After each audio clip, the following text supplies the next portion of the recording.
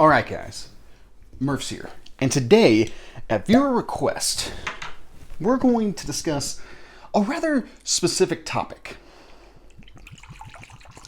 The viewer in question asked my opinion between a single stack semi-automatic pistol against a double action revolver for Woods Defense and CCW. So this is a very specific and kind of complicated question. So we're going to break this down before we get into like my actual conclusions and all those types of things. We're going to discuss how it is that I view this topic and break down and analyze the decision to be made. All right, so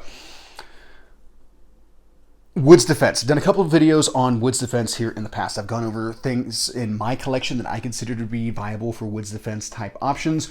Go ahead and check out the link in the description of that video. As well as I did a video covering some non-standard cartridge options for Woods Defense, specifically chambered in semi-automatics. These are topics that are going to fuel our discussion moving forward, specifically starting off with tiers of animals. In one of those videos, I arranged how I consider like defensive options across different size of potential predators or even cloven hoof games. Something to keep in mind, guys. An elk can and will stomp you if given the proper motivation. Same with a moose, same with any of these larger game, even a white-tailed deer, if you give it cause, will stomp you. Every year you see tourists get bounced by buffalo at like Yellowstone and stuff like that because they are like, oh, look at the big woolly cow. And it turns out the big woolly cow doesn't feel like being in your selfie and does something about it. So these animals, even though they are not predatory, they are still capable of harming you, especially if you come up on like wounded game or something along those lines.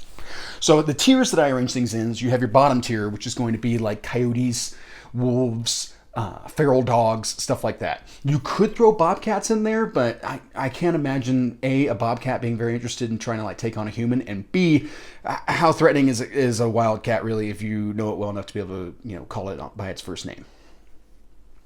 Then you have your mid tier. Now these bottom tier guys, you can engage these with pretty much any center fire cartridge. Anything that would be viable for human self-defense would be viable for defense from these animals. In your mid tier, you have your big cats going into like black bear. All right, so this is stuff where you're going to want to start preferencing like 10 millimeter 357 Magnum, like the entry into Magnum cartridges. You can of course go bigger, but like 357 Magnum would be perfectly viable for any of these animals.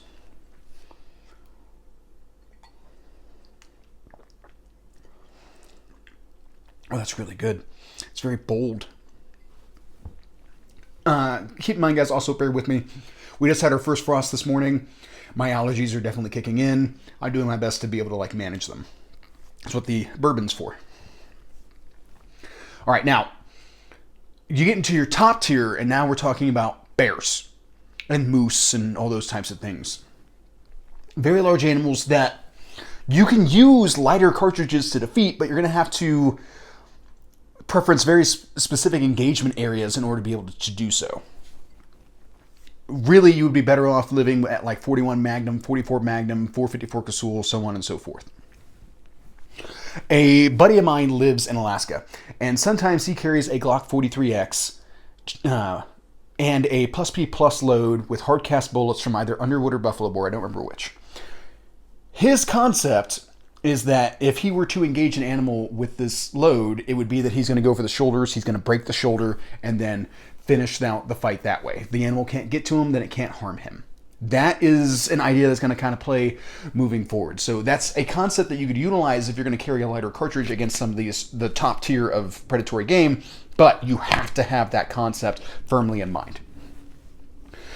Now, one of the things that I found interesting about this question is that he wants both CCW and Woods Defense addressed in one firearm. Now, for the majority of the country, that's not really a viable concern. Most places, people are just primarily worried about two-legged varmints, and then if they go out into the woods, they carry something that they would preference for four-legged variety of varmint. I fall into this theory. I fall into this situation here.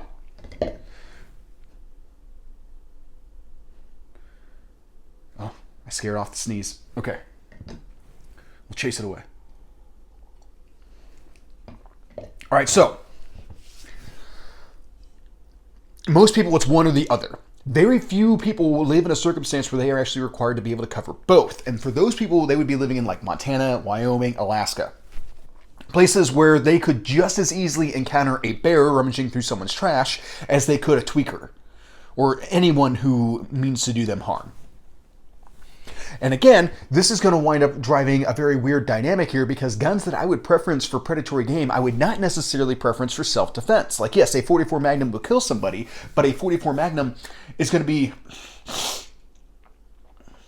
larger, heavier, more recoil. Now, why does the recoil matter, Murph? If you hit them with your first shot, then nothing else matters. They're going to go down, and that's 100% true. However, anytime in a fighting mindset, anytime that I engage in a gunfight, or possibly am going to engage in a gunfight, I have to embrace the idea that I might need to fire more than one shot.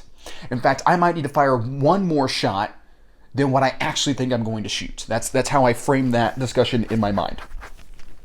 So I have to account for the possibility of I wince or something like that, and I wind up pulling the shot. Or I'm in a very close contact type of grappling situation where I'm trying to get these shots off, and I may potentially not necessarily be shooting in the most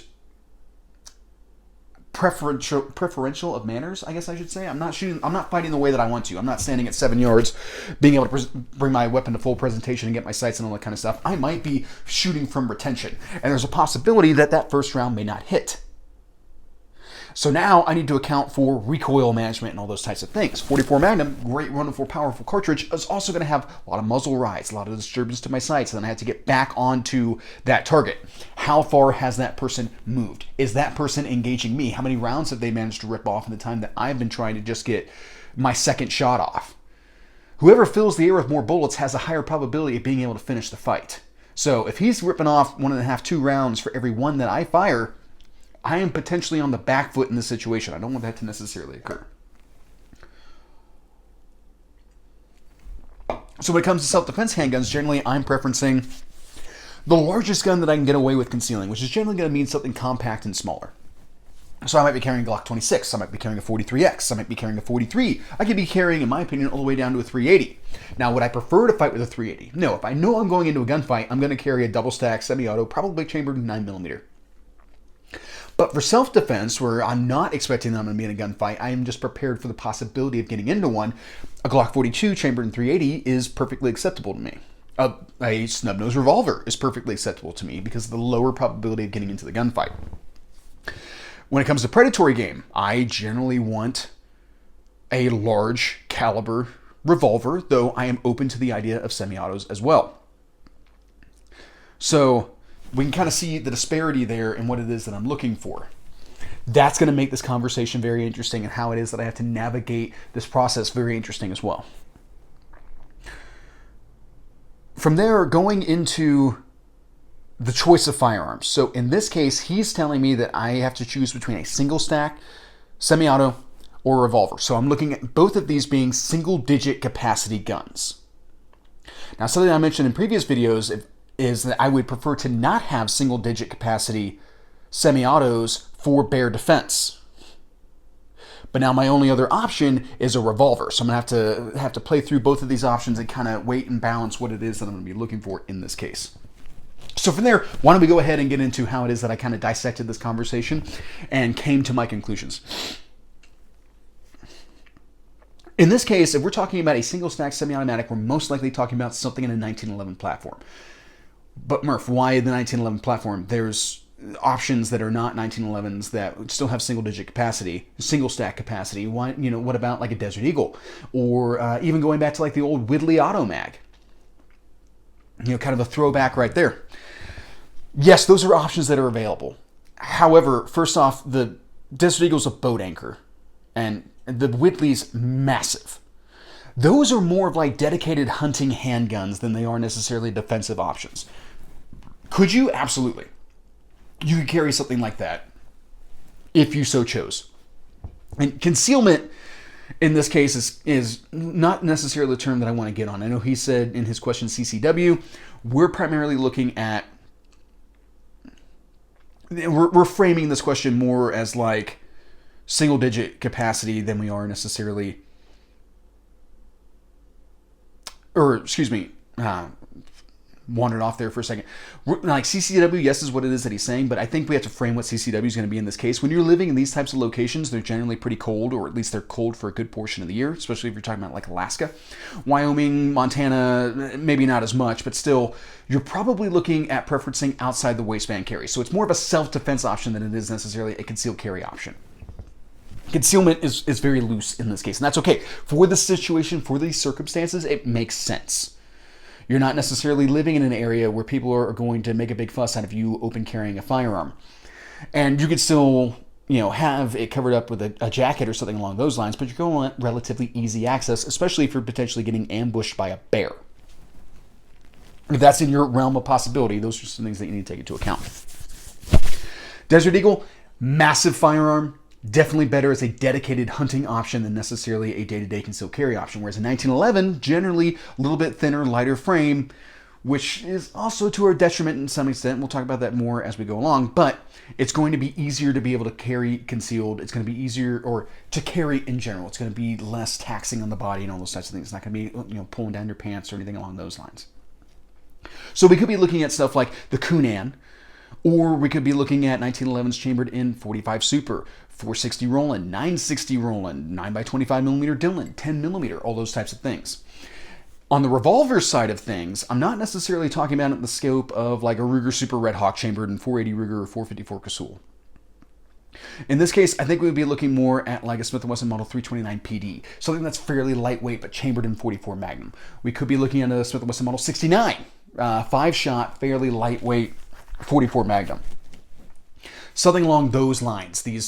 Or even a Smith & Wesson Model 686 plus with the additional capacity, the 7-round capacity, 357 Magnum Ruger GP 107 shot, something along those lines.